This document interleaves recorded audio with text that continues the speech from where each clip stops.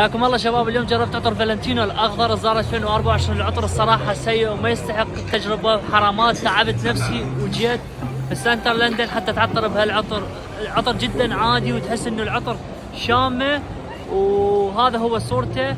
فالنتينو بون ان روما اومو جرين الزار 2024. الصراحة العطر جدا عادي وما يستحق حتى ينزلوه. مع الأسف على شركة فالنتينو بسنة 2024 ينزلون هذا العطر.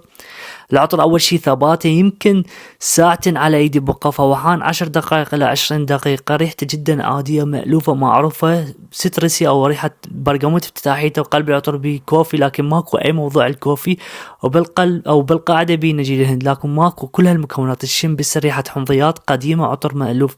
وبالنسبة للعطر الثاني النسائي نفس فكرته بالضبط لكن مع سويت بزيادة، يعني مايل جانب النسائي. الصراحة العطرين يعني حتى ما يستحقون التجربة. ولا تنسى هذا ذوقي ورأيي الشخصي، وشكرا لحسن الاستماع.